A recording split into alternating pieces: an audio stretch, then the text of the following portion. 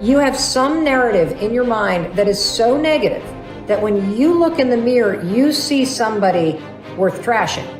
You see what's wrong. You pick apart your appearance. And I want to reverse that, because here's the deal about self-confidence. Self-confidence begins with you. You realize the word self is in there, right? I can't give you confidence. I can give you a little boost. I can give you tools. I can encourage you. But confidence is forged in fire. It's something that's within you. And here's the thing I want you to realize about confidence. You are a confident person. That's why you miss feeling that way. You can only miss what you know. You've just been blocked from the feeling of it. And wherever you are right now in your life, I'm telling you, confidence is in there. You just got to figure out how to tap into it. If you're holding on to something that does not serve you, you are making a terrible error. It's going to cause all kinds of problems. You may blame other people or other things. You may blame the situation. It's you are the cause of the problem.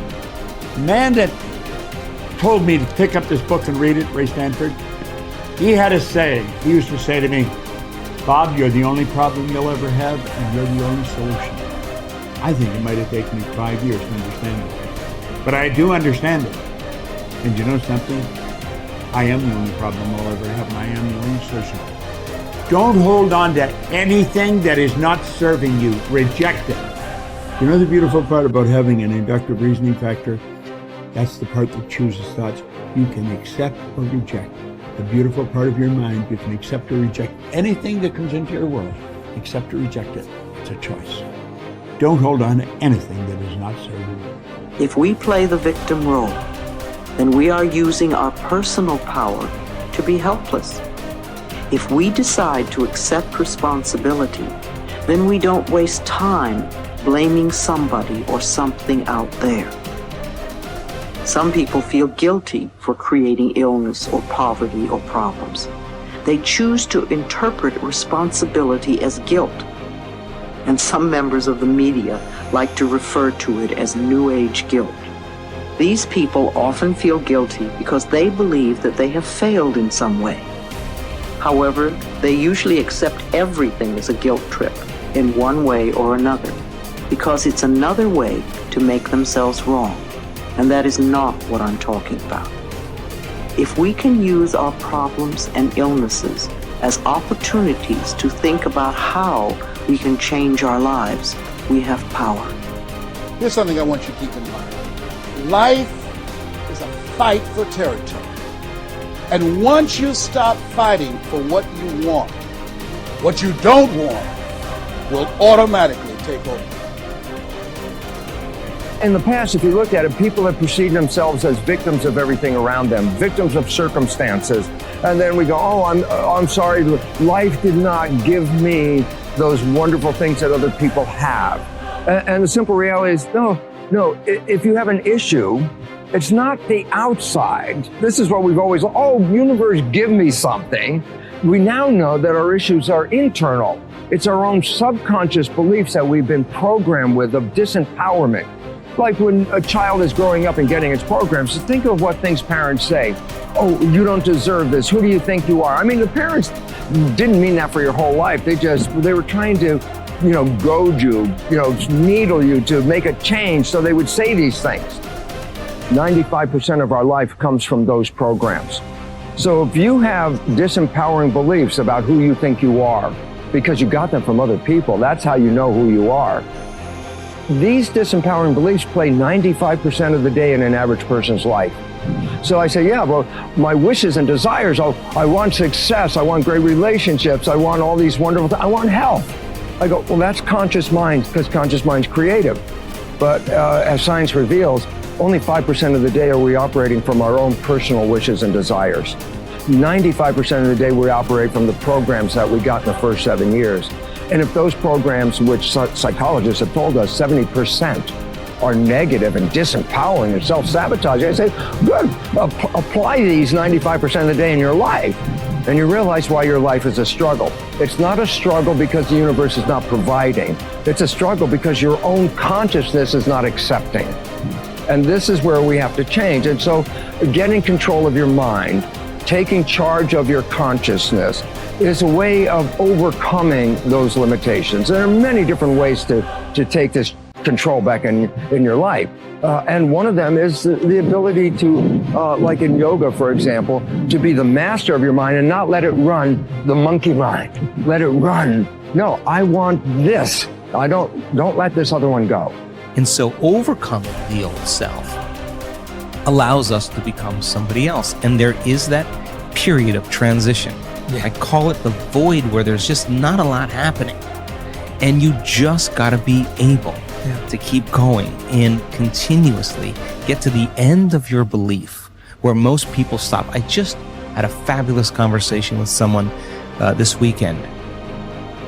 Broke through to the other side, and now there's so much magic happening around this person, but she's worthy now to receive it. And that is the key, because the universe only gives us what we think we're worthy of receiving. So we got to become initiated into this and understand it. Thousands of years of programming that says that we have to change things matter to matter, in three-dimensional reality, and it will take time. But to begin to connect to that resource called the quantum field and create from the field instead of from matter, there's a lot of unlearning that has to go on. You have to really begin to mentally rehearse. So you ask yourself at the end of your day, I do this every day. How'd I do? How'd I do today, bro? How'd you do? Did you do good? Where'd you fall from grace? What was it that caused you to go unconscious for the rest of the day? What was that moment?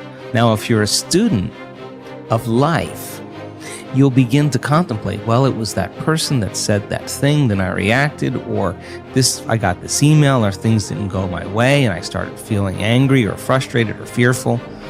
The next time that happens, how could I evolve my experience? Now, you may have to search for some answers of the best model to build, or you may actually have a long contemplation and start to go, God, the next time that happens, I think I'm going to do this, or I'm going to do that, or I'm going to plan my behaviors. And the act of closing your eyes and rehearsing what you're going to do begins to install the neurological hardware in your brain to look like you already did it. Now the brain is no longer a record of the past. Now it's a map to the future. And if you keep installing that hardware, the hardware will become a software program, which means you'll just start acting like a happy person. Why? There's no magic there. You installed the circuitry. So that's more important than the news. Right. It's more important than answering any email or any text. It's more important than talking about your past. If you want to enjoy self-confidence on the outside, you must practice complete integrity on the inside. The foundation of self-confidence is for you to live your life consistent with your innermost values and principles, while thinking and acting in harmony with your highest aspirations. Men and women with the most solid self-confidence are those who are absolutely clear about what it is they believe to be right and good and worthwhile, and who live their lives consistent with these values. Everything they do or say is an expression of their innermost convictions.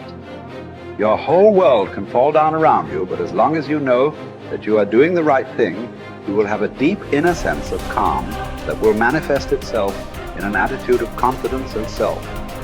In an attitude of confidence and self-assurance in any situation. You will have many ups and downs in life. But what is most important is that you remain true to yourself. Your true values are only expressed in your actions, in what you do. You can tell what you truly believe by observing what you do in any situation in which you have to make a choice, especially when you are under stress and pulled in two directions at once, with opposing demands or responsibilities. This is when your true values are revealed. The action that you take in any given situation will tell you which of your values is uppermost or whether you have any values at all. It is not what you say, hope, wish, or intend, but only what you do that counts. Your choices of the actions you take tell you unerringly who you really are. You can develop within yourself a superb set of values by acting as though you already had those values. You can develop integrity and courage and compassion and confidence by behaving as though you already had these qualities. The more you act the part, especially when you demonstrate these qualities under stress or when you feel like doing or saying something else, the more rapidly these qualities become a permanent part of your mental makeup. The more you practice good values, the more rapidly you become a truly superior person. The keys to developing the unshakable self-confidence that will make everything else possible for you are self-control, self-mastery, and self-discipline. Self-confidence can come directly by behaving in a self-confident manner, but more often it comes indirectly by doing and saying the things and practicing the behaviors that lead to self-confidence. The most important self-development behavior is living consistently with your highest values at every opportunity